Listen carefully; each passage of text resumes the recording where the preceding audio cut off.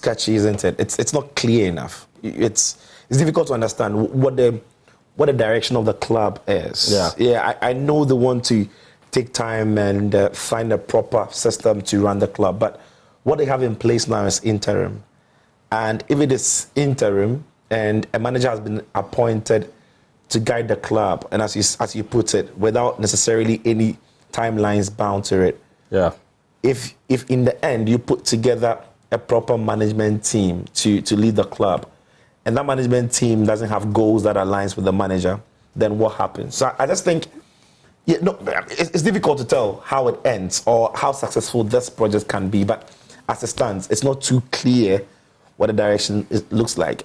And the thing is, for football as well, it's a lot bigger than just the coach and the players. Yeah. You have a feeling Kotoko have maybe just focused so much on the playing body, a coach, maybe a technical direction for now, and the other side of the club hasn't necessarily been focused on, because they need to do business, they need to bring in revenue, they need to people to to bring in sponsorship, make money. The brand in itself needs a better feel about it, and you wonder how long that is going to take before they fill these places. So and also the other thing, it looks like it's a massive setback on what Nana Amponsa had done, because Nana Amponsa was building something, right? Okay. And all of a sudden it looks like it's been scrapped, and they might have to start from the scratch, and that for me is a step back, because Nana Amponsa had his problems, but he had done some great works with Kotoko. I was thinking there should have been a continuation, not necessarily with him in person, but should have been continuation in the way the club was going. You think they were heading in the right direction? I think there are aspects of the club that were heading in the right direction. And I think what they've done now, to bring in a technical director who oversee signings and a coach, that was something that might have been lacking under him. But when it comes to the other side of it, the business side of it, the branding of the club, the image of the club, a strong personality behind the club who looked like, in quotes, no nonsense. So nobody could throw anything at Kotoko and expect them to bite it. It wasn't a pushover, absolutely. So I think it's a step back in that direction. That's an interesting thought. You took the club, and today when the players are dressed and sat there, you could see the difference in what they've looked like in the last 3 years and how they look like. Do you think that they might still, or will still bring in a CEO as things stand? Because it almost seems to me like Kwesi Appiah could be doubling as a quasi-CEO as things stand. Is that an absolute necessity at the moment that they bring in somebody else? Daniel? I think they do, because a football club is a bit more than just the players. Yeah, just the players and the recruitment and the things that happen on the pitch. So, continuing from what Sicho was talking about, the image of the club, the branding, the marketing aspect of it, how well Nana Amponsa did it, you would want somebody to come in and continue from that aspect. But yeah, from the footballing side of things, I think Kotoko are doing the right thing.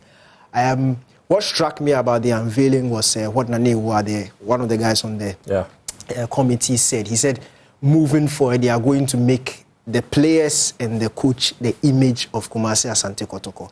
And I think that was brilliant. I don't understand why in our part of the world, when it comes to our football, we have administrators. PROs are more popular than the players and the coaches. When you want something, you are going to a CEO. The CEO is basically in the faces of everybody, and nobody even knows. The average football fan in Ghana doesn't even know. Is it bad though? It's not the best. Because I think Florentino Perez is more powerful than the Madrid player. John Laporta, they are more powerful, but they may not be more famous. But they are popular because of the way their clubs are running elections. No, I get you. And but also elections are held, so you can understand the way those clubs run. I think the system is different in Spain and Italy. Yeah. I think the go-to example Daniel's talking about is England. You know, in England, we know them, but they're not in our faces. Exactly. Okay. That's what I'm saying. You know Daniel Levy, but I don't think you've ever remember him granting an interview anywhere. He doesn't. Thank you. He doesn't, because that's his job. Yeah, I think that's his job. So I really do. In building the product, you have to make the assets. The guys I mean, Todd Bowley was behaving like the Naya Amponsa, but that's a different story. And where did he end up? every day he's in the dressing room. But it's something that I feel is very progressive, and I think if they're able to successfully implement what he said, I think other clubs in Ghana should also emulate what Kotoko is doing, because that is how football is supposed to be. You're supposed to know the players, put them in your faces, put the managers in your faces. Let's talk football. Let's not talk administration. Quick question. Kwesi Appiah says Kotoko fans should not expect success now and that success will come after 3 years. But in the next 3 years, what would be a measure of progress? I think success for Kotoko is trophies. It's trophies, and especially when you're playing the Ghana Premier League. Yeah, but he says, don't expect that for the next 3 years, that it would come in 3 years. And I'm saying that what would constitute a measure of progress when you have for anybody to believe that in the third year or whatever? I don't know. I honestly think he should have answered that question. Yeah, because when you've brought in a coach, that's a fair one. Yeah, when you brought in a coach like Ogum, who's a Premier League winner, and the season before he was a Premier League winner, he was third with Wafa.